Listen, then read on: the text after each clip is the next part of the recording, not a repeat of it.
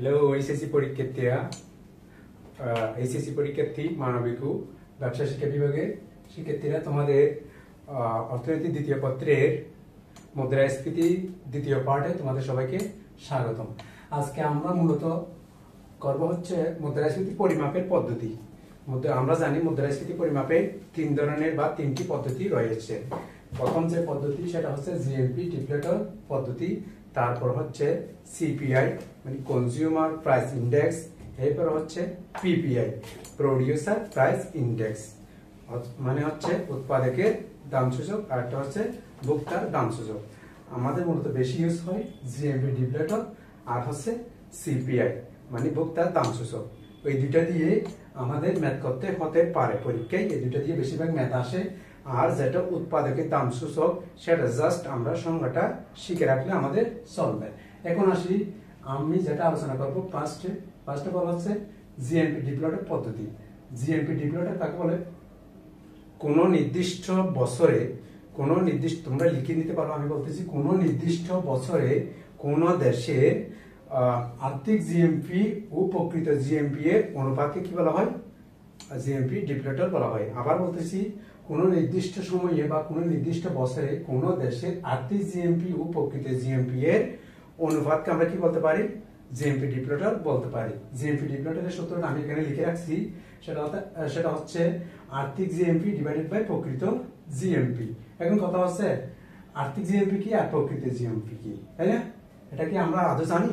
আচ্ছা, আর্থিক জিএমপি হচ্ছে কোন দেশের নির্দিষ্ট বছরে উৎপাদিত উৎপাদনের পরিমাণ এবং ওই বছরের দাম দ্বারা যদি উৎপাদনের পরিমাণকে গুণ করি যে মানটা পাবো সেটা হচ্ছে আর্থিক জিএমপি।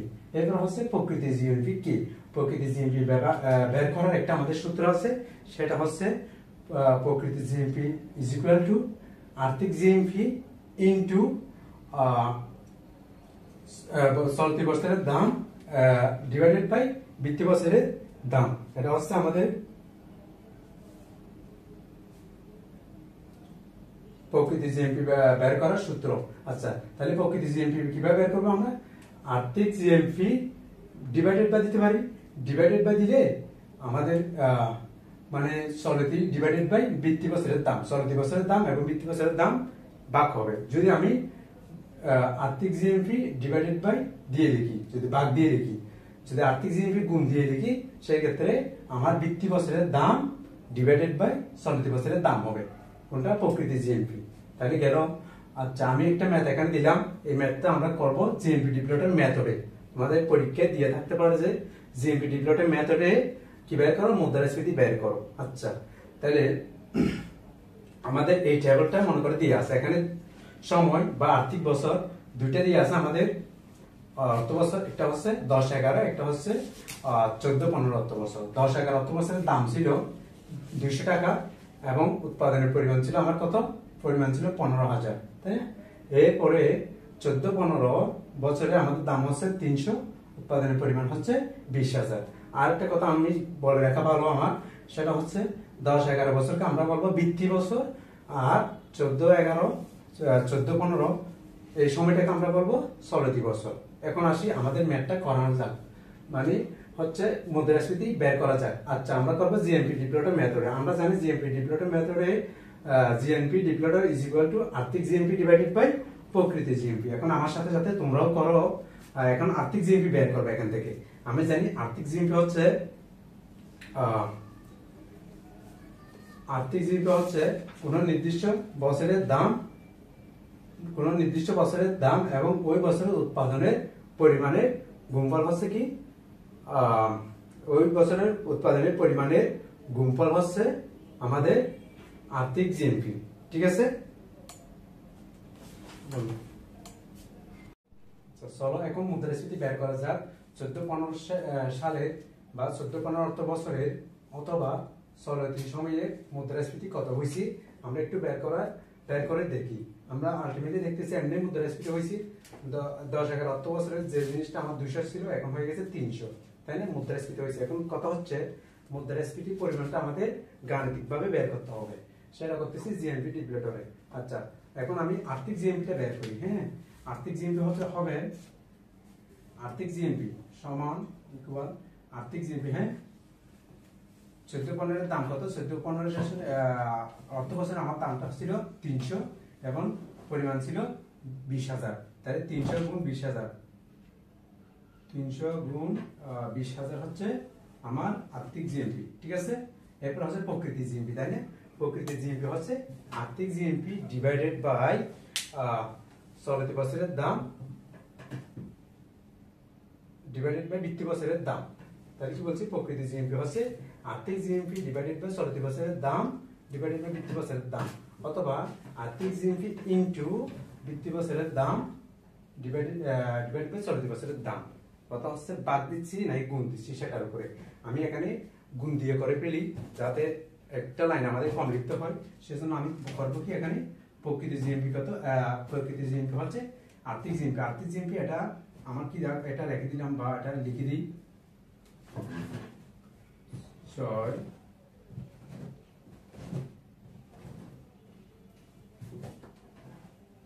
মান হচ্ছে এটা 60 লক্ষ। এটা হচ্ছে আমার কি? এটা হচ্ছে আমার আর্থিক জিএমপি। হ্যাঁ, এই দুটোটা গুণ করে এটা আসবে আমাদের। তাহলে আর্থিক জিএমপি গুণ আর্থিক জিএমপি কে কত দ্বারা গুণ করবো আমরা?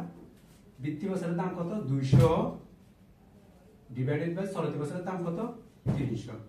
ঠিক আছে না? এই দেখো আমি গুণ দিছি বিদায় বৃত্তি বছরের দামটা উপরে দিছি, মানে ভাগ উপরে দিছি ভাজ্য আকারে, এরপরে ভাজক আকারে দিছি বর্তমান বা চলতি বছরের দামকে।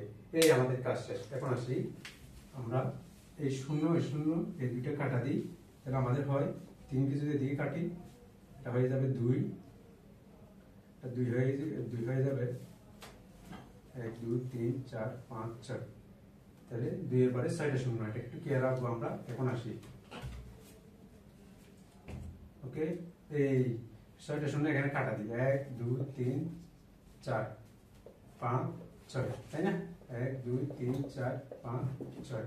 তাহলে 3 শেষে কত থাকতেছে আমার? উপরে থাকতেছে 3 গুণ 2, 3 গুণ 2 নিচে হচ্ছে 2।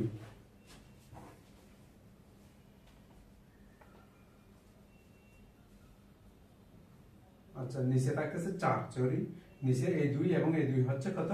4। তাহলে 4 কে আমি প্রথমে আবার এই 2 এবং এই 2 কে কাটতে পারি, অথবা এই 2 কে এই 4 দিয়ে যদি কাটি আমার 3/2 আসে, তাই না? আচ্ছা, যাও তোমরা ম্যাথটা এভাবে করে ফেলবা। 3/2 মানে আমরা জানি এক ভাগ দিলে 1.50 আসবে, তাই না? আচ্ছা, 1.50। এখন আসি, এখন আমার মুদ্রাস্ফীতি কত? মুদ্রাস্ফীতির পরিমাণটা হবে মূলত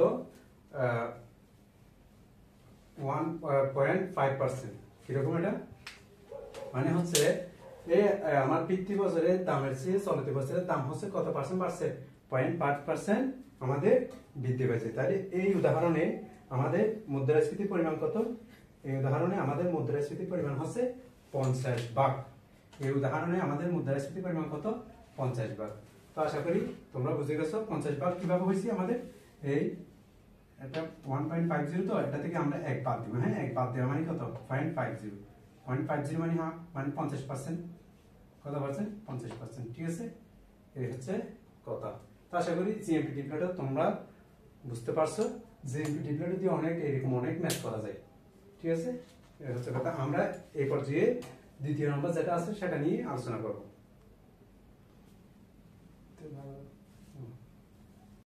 মুদ্রাস্ফীতি পরিমাপের দ্বিতীয় যে পদ্ধতিটা রয়েছে সেটা হচ্ছে আমাদের সিপিআই মেথড। সিপিআই মানে হচ্ছে কনজিউমার প্রাইস ইন্ডেক্স, অর্থাৎ ভোক্তার দাম সূচক। এই পদ্ধতিতে আমরা মুদ্রাস্ফীতি অর্থনীতিতে মুদ্রাস্ফীতি পরিমাপ করতে পারি। আচ্ছা, এই ক্ষেত্রে আমরা করব কি, কোনো একজন ভোক্তার তার কোন দ্রব্যের জন্য, মানে দ্রব্য সেবা সামগ্রীর জন্য, যেমন খাদ্য, বাসস্থান, চিকিৎসা, আর অনেক ক্ষেত্রে আমরা ব্যয় করি। ওই ব্যয়গুলো আনুপাতিক আমরা কি ব্যয় করবো? মান ব্যয় করবো, বা দাম দিয়ে কয় পার্সেন্ট ব্যয় করি। মানে সাপোজ এখানে খাদ্য 20% আমরা ব্যয় করি, বাসস্থানে 50%, চিকিৎসায় 30%। এটা একটা আমি এক্সাম্পল দাঁড় করাইলাম। তো দেখছি দাম দিয়ে দিচ্ছে কত? 100। তাহলে 2012 সালে আমি খাদ্যের জন্য 20%, বাসস্থানের জন্য 50% আর চিকিৎসার জন্য 30% ব্যয় করতাম। তাহলে এক্ষেত্রে আমি আনুপাতিক ব্যয়টা একটু ব্যয় করে ফেলবো। হ্যাঁ, তাহলে সিপিআই 2012, সিপিআই 2000 কত 12, তাই না? এভাবে লিখব 2012। এখন আসি আমার 20% মানে কত 0.2, মানে 0.2 মানে 20, কোনো সমস্যা নাই। 0.20 ইন্টু কত 0.20, এটা হচ্ছে 20% এর মান। তাহলে আমার দাম কত, দাম হচ্ছে 100। ঠিক আছে, 100 দিয়ে আমি গুণ দিব, যোগ। আবার বাসস্থানের জন্য 50% বা 50% মানে কত 0.5 ইন্টু 100। ঠিক আছে, এদিকে 100 দিই। এরপর হচ্ছে আমার চিকিৎসার জন্য কত, যোগ 30% মানে 0.30 ইন্টু 100। ঠিক আছে, সমান সমান এই দুইটা আমি যদি গুণ করি আমার আসবে কত, এই দুইটা গুণ করলে 20, যোগ এই দুইটা যদি আমি গুণ করি তাহলে হবে 50, যোগ এই দুইটা যদি আমি গুণ করি হবে 30, তাই না? আচ্ছা, তাহলে এগুলো যদি যোগ করে দিই 70, 100, এটা হচ্ছে সিপিআই। কিসে 2012 সালে সিপিআই। আচ্ছা গেল। এখন যদি আমাকে বলে 2016 সালে, 2016 বা 2017, যেটা হয়নি কেন, 2017 সালে এসে খাদ্য, বাসস্থান এবং চিকিৎসা ক্ষেত্রে 2%, যথাক্রমে 2%, 6% এবং 10% কি হলো, ব্যয় বৃদ্ধি পেল। 2017 তো 2012 সাথে তো মিল থাকবে না, একটু বাড়বে না? সেই বাড়ার পরিমাণটা হচ্ছে কত, খাদ্যতে 2%, বাসস্থানে 6%, চিকিৎসার ক্ষেত্রে কয় পার্সেন্ট, 10%, এরকম দিয়ে দিল। তাহলে 2017 জন্য আমি একটা কি পাবো, সিপিআই পাবো। তাহলে সিপিআই 2017, রাইট, সমান খাদ্যে কয় পার্সেন্ট বাড়ছে, 2% ব্যয় বৃদ্ধি পেয়েছি, বেশি পেয়েছি। 2% মানে কত, তাহলে খাদ্যে আমি কত ইয়া করি, ব্যয় করি 20%, তাই না? তাহলে 0.2 ইন্টু 2% বাড়ছে, সেজন্য 102। 2% মানে কি, পার্সেন্টেজ সম্পর্কে আমাদের ধারণা আছে কিনা? আমি আশা করি ধারণা আছে। 2% বাড়া মানে কি, যে দ্রব্যের দাম আমি আগে 100 টাকা দিতাম, এখন আমার সেই দ্রব্যের দাম দিতে হচ্ছে 102 টাকা। 6% মানে কি, যে দ্রব্যের দাম আমি আগে 100 দিতাম, এখন দিতে হচ্ছে 106 টাকা, সেজন্য এখানে 102। তাহলে যোগ এটা হচ্ছে 0.50 ইন্টু কত দিয়ে বলতো, এটা 6% ছিল না, 6% বাড়ছে, তার মানে 106, যোগ, তাহলে হচ্ছে আবার 30% মানে হচ্ছে 0.30 ইন্টু কত, এটা হচ্ছে 10% বাড়ছে, তাহলে 110। ঠিক আছে, তোমরা ক্যালকুলেটর ইউজ করে এই মানটা বের করে ফেলবা। এই মানটা কত আসবে আমাদের, এই মানটা যদি আমরা বের করি, হ্যাঁ, ক্যালকুলেটর ইউজ করে, তাহলে আমাদের আসবে 106.4। তোমরা দেখবা আসবে কিনা, আসবে। আমি ক্যালকুলেটর নিয়ে আগে বের করে রাখছি 106.4। এখন আসি, আমি বৃত্তি বছর বা 2012 সালে সিপিআই বের করছি, যেটা কিনা 100 কনজিউমার প্রাইস ইন্ডেক্স, এবং চলতি বছর বা 2017 সালে কনজিউমার প্রাইস ইন্ডেক্স হচ্ছে 106.4। এখন আমি 2017 সালে মুদ্রাস্ফীতির হার বের করব।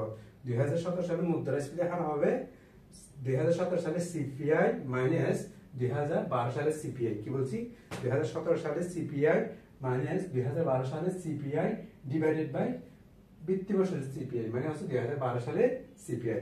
আচ্ছা, আমি এগুলো মুছে দিচ্ছি, আমরা 106 এবং 100 এই দুইটা মান মনে রাখবো। ঠিক আছে, আচ্ছা,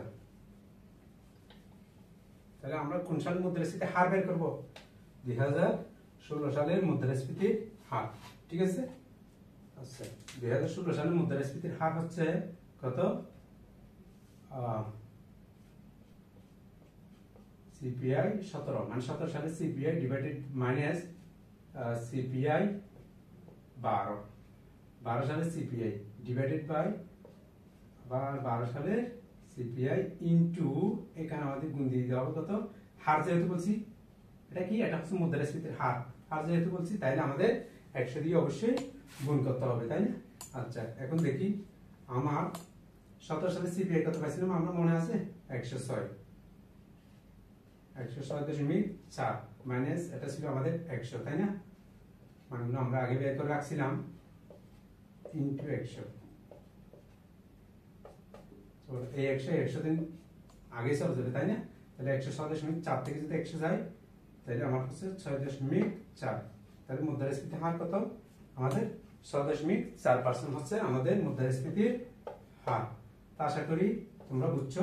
আমাদের আরেকটা পদ্ধতি আছে মুদ্রাস্ফীতি পরিমাপ করার, সেটা হচ্ছে উৎপাদকের দাম সূচক, মানে হচ্ছে পিপিআই, মানে প্রোডিউসার প্রাইস ইন্ডেক্স। এটা হচ্ছে নির্দিষ্ট কোনো ভোক্তার আমরা যে বুক সেগুলোর মাধ্যমে বা বুকের পরিমাণের মাধ্যমে আমরা এটা নির্ণয় করছি, তাই না? ওইটা হচ্ছে উৎপাদকের উৎপাদিত পণ্য সামগ্রীর মাধ্যমে আমরা পরিমাপ করি। ওইটা নিয়ে আমাদের তেমন একটা ম্যাথ থাকে না পরীক্ষায়, যার কারণে কোনো বিস্তারিত লাগে না।